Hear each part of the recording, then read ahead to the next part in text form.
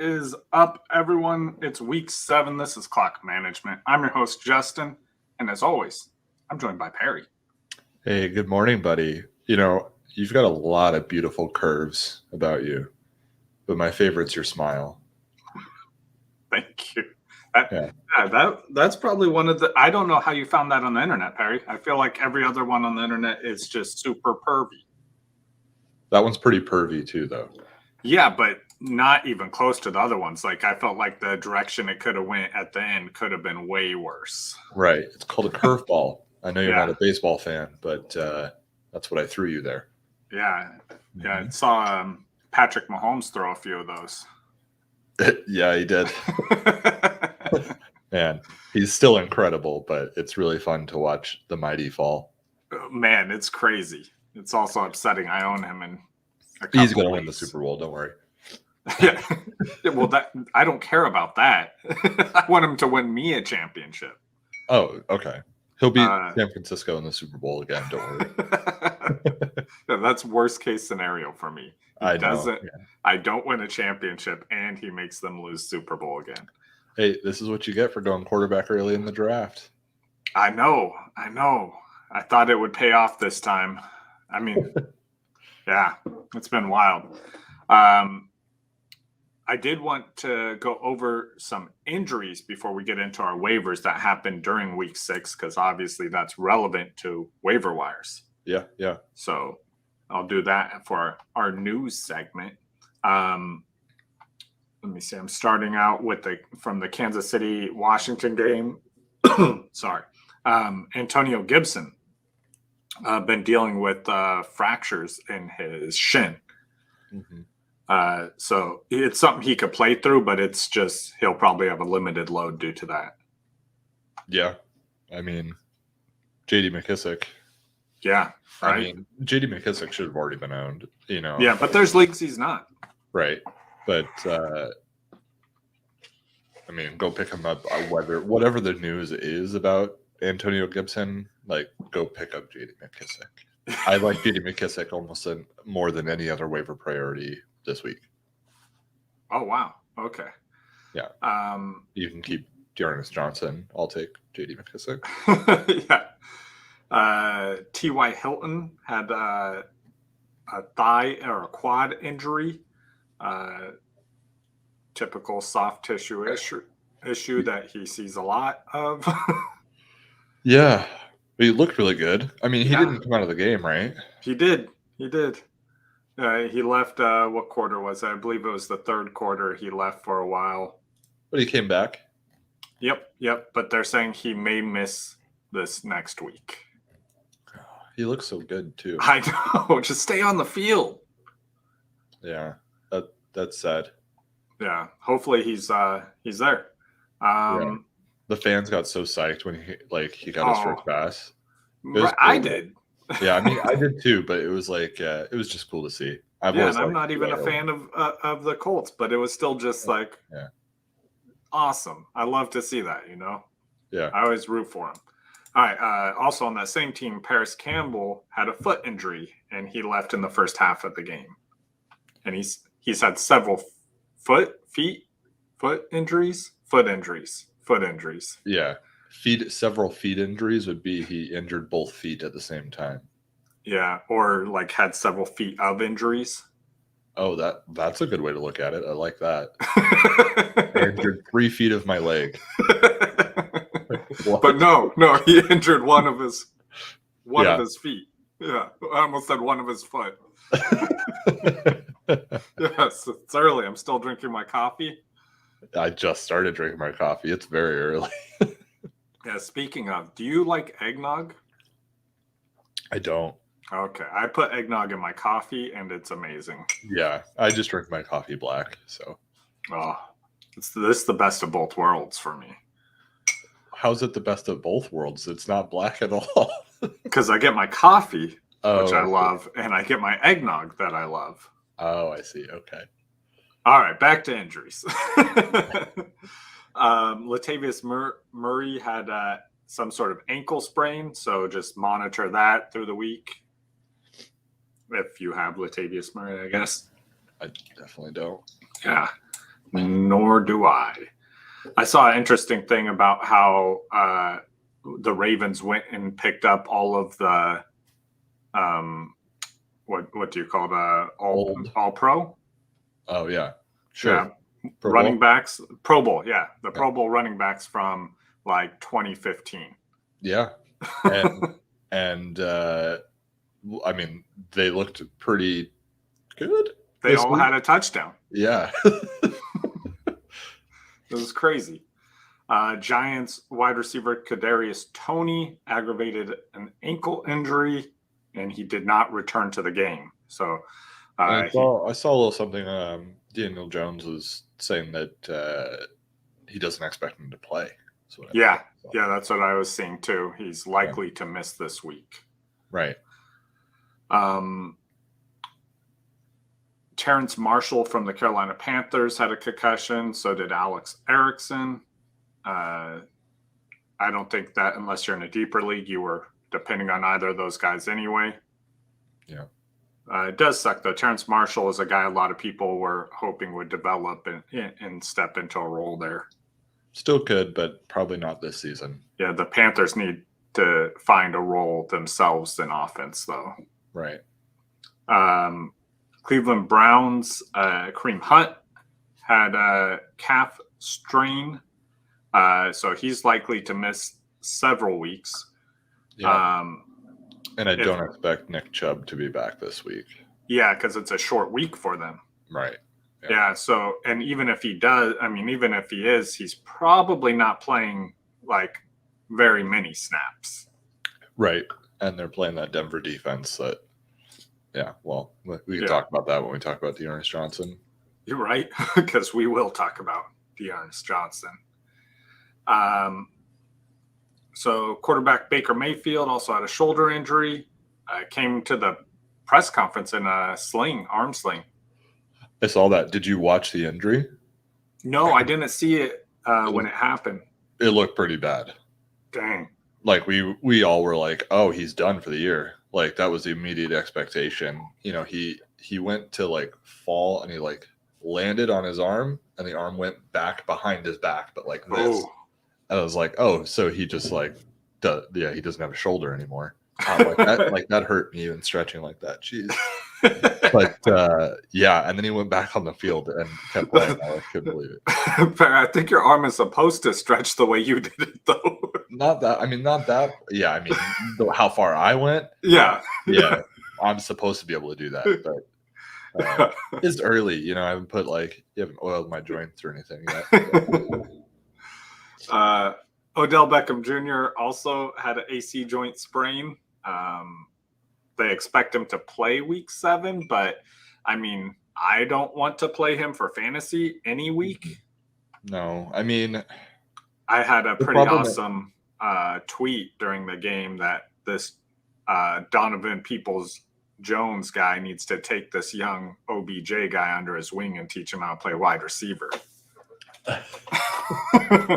Hasn't OBJ had like a semi-decent season though? Sure, but not a fantasy football start worthy season. No, I guess that's true. I thought he had like 1 week. Okay, he had 13 points week 3. And then he had 12.9 points this week. Like OBJ is in that weird like, oh man, should I start him category? And I don't want to have to make that choice. No, his upside right now is a wide receiver 3. And his downside is you're going to regret starting. Yeah. 9 targets, 7 targets, 3 targets, and 8 targets. Like 9, 7, and 8 targets. I take that. Like he just hasn't found the end zone. I don't know. Yeah. I guess I don't know why I'm trying to defend OBJ. Like it's what we expected. So. Right. Like, that's all accurate. And I don't want to start him. Some people might have to. Yeah, that you could, but you could. We'll get into some waiver wire picks that I would rather start. Dak Prescott strained his calf on the game-winning pass to CeeDee Lamb. And then It was a really good pass. yeah, Alex Collins suffered a hip and glute injury. So he missed the end of the game, which I didn't realize that happened during the game. I don't know if they said it, but I was wondering where he was because he was just gone at the end of the game. And I'm like, where did Alex Collins go? Yeah, he was having a pretty good game too going into that. Yeah. And then before we get into our waivers, Perry, I do have some news no one cares about. Of course you do. Yeah. So Sean McVay says he regrets how the Jared Goff trade unfolded. I think he worded this carefully, right? He doesn't regret the trade because he's very happy that it happened. Yeah. But he regrets how it unfolded. It's pretty easy to, look back and be like, well, we're 5-1, so I could say whatever I want now. But and Detroit is 0-6, so right, yeah. Man, I wish that went better. I wish we were still friends at the end of this, Jared. Yeah. Clearly, Jared Goff was an issue. Right? Yeah. It's weird. It's like everyone knew it except McVay. I think he knew it too. Yeah, he just didn't want to admit it. I think he has too much pride, and I think he just liked Jared Goff as a person. I'm sure he's a nice guy. Yeah, but that doesn't help you win football games. Speaking of, Aaron Rodgers proclaims he owns the Bears after running a touchdown in. Like, I remember last year, Patrick Mahomes bought a baseball team, but I didn't remember Aaron Rodgers buying the Bears. Good one. Yeah, good one. Did you see his post-game interview regarding that comment? Yeah, he said he blacked out. Yeah, he's like, sometimes you black out on the field. I've done it before. It's been because of a concussion, which isn't good. I'm glad he clarified that, because when he first said it, I'm like, is that good? Right. And then he clarified, I'm like, oh, it's not good. Thank you. Yeah. Thank you. Yeah, it was pretty funny. Yeah. Jamal Adams, did you see the Monday Night Football intros, how they introduce each player? And normally they just say their name and what college they go to. I didn't catch this. So Jamal Adams, instead of, how they pop up at the bottom and they're like, Justin Lampkin, UCLA or whatever, Jamal Adams popped up and he said, Jamal Adams, the best in the nation. Oh. Yeah. And the funniest part is it had his PFF grade under him, which was like ranked him number 34. Wow. So it's like best in the nation, number 34. Hey man, you gotta dress for the job you want. All right. Yeah. And, fake it till you make it. Yeah. Like, I'm dressing to be like a couch, and I'm dressing to sit on a beach in Hawaii or a tropical location. And he's dressing to be much better than he actually is. Yeah, I love it. I think he's a great safety. He's good. I just feel like that's very bold. It's a pretty bold statement for somebody that's coming from the worst defense in the NFL. Yeah, and then they lost the game as well, which makes it a little bit more embarrassing. Yep. Okay, last one. Again from Seattle, and then this one hits home a little bit for you, Perry. DK Metcalf versus Shannon Sharp. Verse? Yeah. So like they're in a box? No. So Shannon Sharp, because I'm taking Shannon, was talking about DK Metcalf at the play at the end of the game. It said something like, well, what were you thinking, or why would you try and be a hero, or something like that. DK replied and said, "Stop questioning me, little boy," and then also called Shannon Sharp something washed up. And then Shannon Sharp replied, and he said, "Nothing to question. That was just a dumb quack play." and your pride won't let you admit it. You can't question anything I've done. Pray your resume will be as complete as mine. Pray. Enjoy the rest of your day. Accurate. All of that is accurate. Right. Yeah. Shannon Sharp is like one of the best tight ends of all time. Exactly. And I think like part of this though, I think DK got in his emotions about it because like it's if another player questions you, right, you're going to get like a lot of times players will get pissed off about that. Like, who are you to question me? But also Shannon Sharp isn't just a player anymore. He's part of sports media, right? It's his job to talk about this. So that's who he is to question you. He's getting paid millions of dollars to question you. He's also a Hall of Famer. Yeah, exactly. Like if Joe Montana were to question a quarterback, I don't think any quarterback would be like, oh, you sucked anyway. You know? Right. Yeah, you're washed up. No, it's called retired. I love it. You're washed up. I mean, I'm not getting paid millions of dollars, but technically I'm in the media. What were you thinking, DK Metcalf? Oh, Perry, you're so washed up. Well, yeah. I mean, I took a shower last night, but what were you thinking, DK Metcalf? Like, that was horrible. Yeah. Horrible. All right, let's get into some waiver wires, Perry. But first, I wanted to list the teams that are currently on a bye week. So it's players you know that you're going to be without this week. The Bills, the Chargers, Cowboys, which are all pretty high-powered offenses, Jaguars, Steelers, and the Vikings. Yeah, the peaked high and valleyed low there. But, yeah, this is a big waiver wire week. Yeah, and then with injuries as well, that's just more, to pay attention to. Do you have a player, Perry?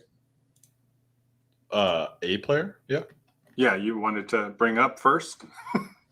Yeah, I'm not super excited about the waivers this week, but obviously with the buys and everything, people are going to have to reach out and get players.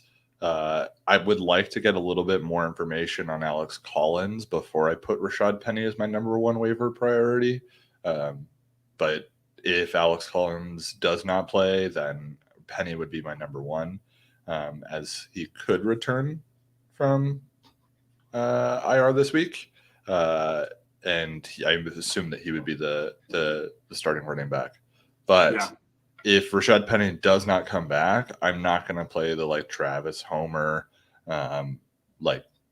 game there. I think there's a lot of options. So I'll just say right now, I guess it's Dearness Johnson as my number one waiver priority.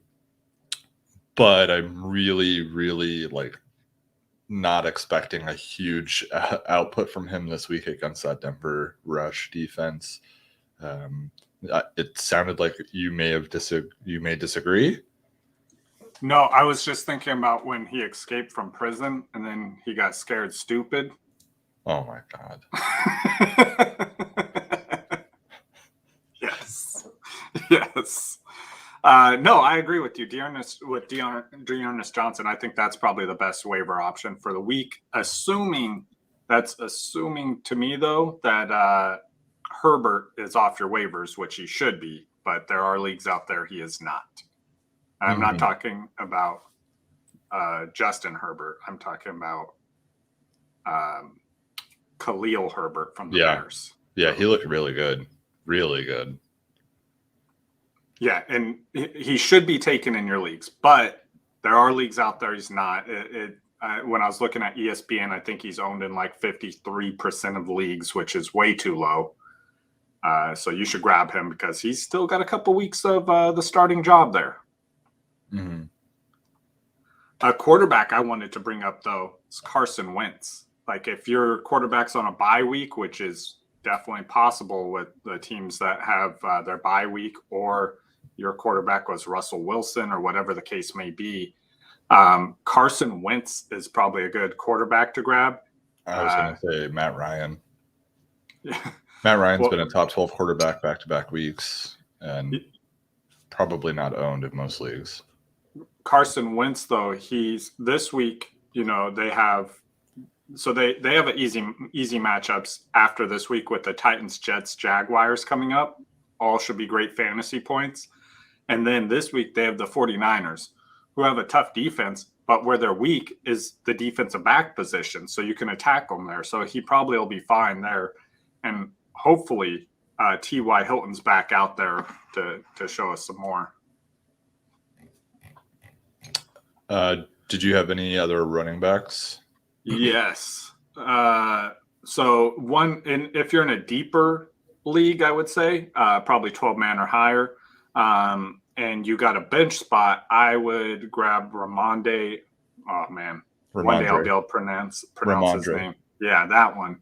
Stevenson. Yeah. He's a running back for New England, so he doesn't get a full workload, but he did get the most of the workload. He got the biggest slice of the pie there. So it's something I would like to have on my bench as a stash if I could. Yeah, stash I was looking at was Chris Evans, running back for the Bengals. Samaje Perine was on COVID-19 last week, which is why he wasn't out there. But Chris Evans played really well. 4 carries, 3 targets. He had a total of 67 yards and a touchdown. Obviously Joe Mixon is the top dog in that backfield, but somebody to stash would be, I think, Chris Evans. Someone in the comments asking, he said, I traded away Derrick Henry and Godwin, received Jonathan Taylor, DJ Moore, Naheem Hines, and Gronk.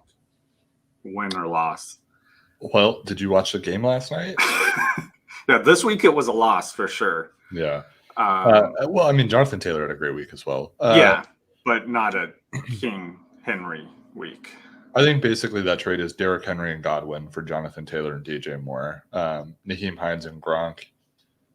Gronk was great at the beginning of the season, though. So if this was made prior to that, that helps. Yeah, I think it's not a terrible trade. I'm not sure if I would have taken it.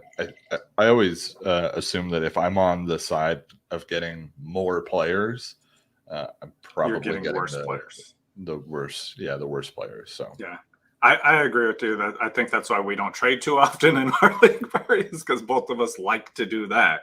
Yeah, send more quantity to the other person to try and get the better players. Yeah, I mean, if you need depth, you need depth, and you can make trades like that. But preferably, I'll play with no depth. Yeah, I'll play with Derrick Henry in my lineup and no running back to back him up. Yeah, Derrick Henry is depth. Yeah. Yeah. Well, I mean, but Jonathan Taylor had a great week. I mean, Jonathan Taylor is great. Yeah, he's starting to come into himself there, and look out, league. I mean, but Derrick Henry, he's got centaur legs, dude. Yeah, it's just not fair. It's not fair. Man, I would also, another tweet I had, disappointed on the traction this one got, Perry. I put Derrick Henry's stiff arm can single-handedly end a career. Yeah, I saw that one. Yeah, I was proud of that. People didn't like it? Well, it just didn't give, not many people liked it. And I'm like, man, I felt like that was clever. I just got to dumb it down and be like, Derrick Henry is good. I feel like that joke's probably been made. I haven't seen it. I believe you, but I haven't seen it. I got another waiver ad here. If you're looking to fill in some of these gaps this week, AJ Green. Yeah. He's still available in 70% of leagues. I'm going to go ahead and say I was wrong on AJ Green. I'm going to say it. I was not right yet. Yeah, that's true. He's had 6 targets every game except for the San Francisco game, in which he only had 2. But he's been a wide receiver 2 almost every week this season. So another 18. And he upsets me because he's killing Rondell Moore. Right. And he's killing me on the inside by doing that. They get Houston this week, which is a very good matchup. So if you need a spot start due to bye weeks, I really like AJ Green as an option. Yeah. My favorite one is Donovan Peoples-Jones, Perry. This who I was referring to when I said a player I would start over Odell Beckham Jr., and he plays on the same team. Reason why, I mean, last week he had 8 targets, or was it the other day? He had 8 targets. But more importantly, he had 78% of the snap share on that team. So he was the lead receiver in snap share on the Browns, more than Landry, more than Odell Beckham. So that's the guy I want. He's going to be on the field all the time. He's getting targets too. It's not like they just ignore him. And they've been talking this guy up since camp. And now it's finally starting to transition to on the field, I feel like. So I think he's going to continue to produce. And I just hope Baker's out there to throw the ball. Right. Yeah. Oh, man. Watching that injury, I'm telling you should watch the video. Yeah. So the injuries, though, it's always crazy because you'll see one where it's like, oh, this guy's career is over. And then he's like, I'm good to go next week. And you're like, what? Yeah. How? It made all of us like, and then almost get off the couch. It was like, it looked gross. And then like immediately JJ Watt like took his helmet off and was like waving to the Brown sideline, like get over here quick. And it was like, oh God, his arm fell off. Like, oh man. For tight ends. Hold on, I got one more wide receiver. Oh, okay. Okay. Amon-Ra St. Brown. That was perfect. Thank you. I practiced in the mirror before this. That's Obviously, weird. I did not practice Ramondre's name. Did I say it right? Yeah, Ramondre Stevenson. Yes. Okay. So St. Brown, he had 7 targets, and it's a team that has to throw the ball is the thing. It's the Detroit Lions. They're losing the game. They have to throw the ball. He's a guy who is not going to he's not going to be a wide receiver 1, but if you're in a deeper league and you need a start for a guy who's on a bye week or injuries, this is a guy who probably has a decent floor. He's going to get targets in this offense, and he's probably going to, has a solid high single digit floor with a possible, upside of the teens and points, fantasy points. So it's a guy that you could start if you're in need of a person. Yeah. I really don't want to own a Lions pass catcher. That's just kind of how I feel on that subject.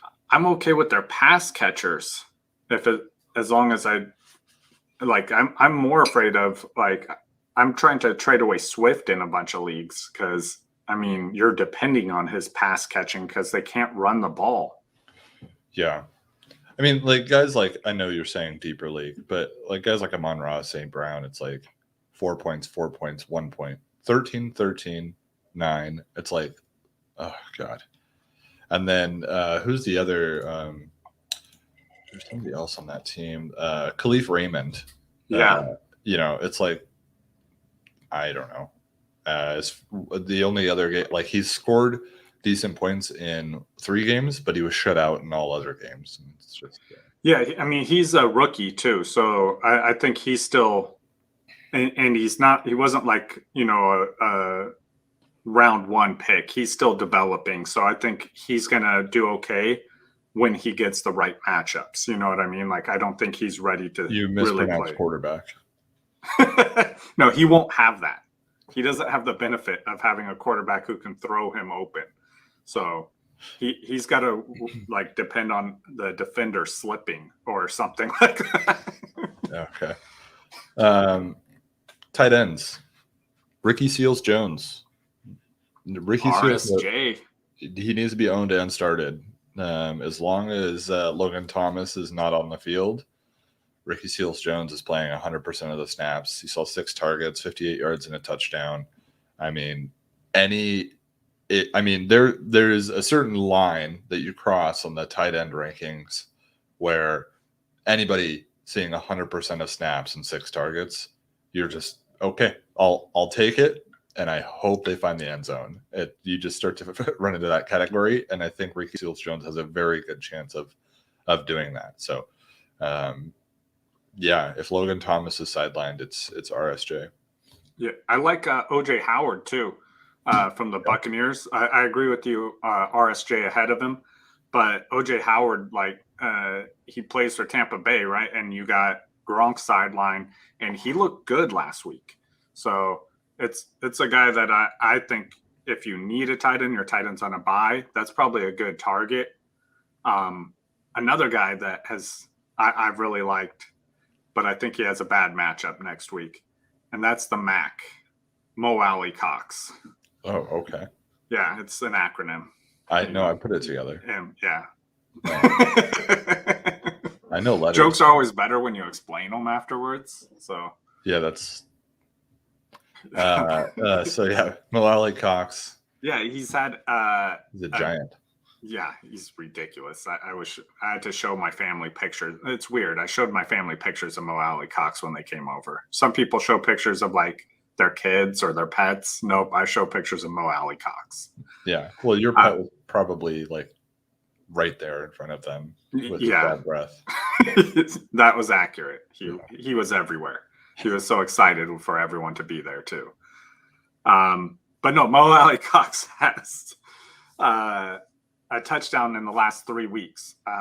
He is a giant. So if you get in the red zone, you just throw it towards the goalpost and he catches it. It's not fair for anyone else. I don't know why more teams are not signing literal giants to their team. Mm-hmm. It makes it easy for them to catch ball in the red zone. You know, you just throw it to the only 10-foot tall dude there and he catches it. Yeah, I like Malala Cox probably more than this last guy that I'm going to talk about. But the thing that both Malala Cox and Jared Cook have in common is I think that they're long-term options, whereas Ricky Seals-Jones obviously is only an option while Logan Thomas is out. So if you'd rather go that route, I would pick up one of those two. Jared Cook is clearly becoming a red zone option for Justin Herbert. That offense is going to score points, period. So, yeah, I mean, at this level, like I said, you're just hoping to find the end zone. So, both those guys, great options. But I think I'd take Malala Cox ahead of him, but just barely. Malala Cox is younger and I think probably better at this point in his career, but Justin Herbert is much better than Carson Wentz.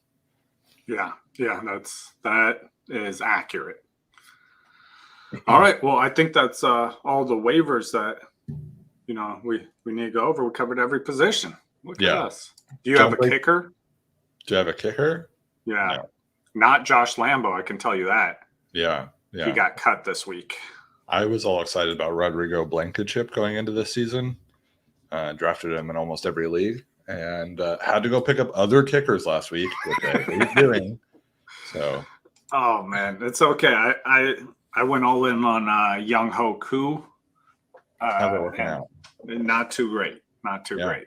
You went early kicker. You went early quarterback. Well, those are different leagues. The early kicker was in the Scott Fish Bowl where kickers get extra points for all sorts of stuff. So, yeah, it was definitely worth, like, he isn't great, but he's still doing work for me there. So, well, I hope that works out better for you. Thank you. Yeah. And so we'll see you guys next week. I also tune in Sunday morning, 2 hours before kickoff for the live start sits.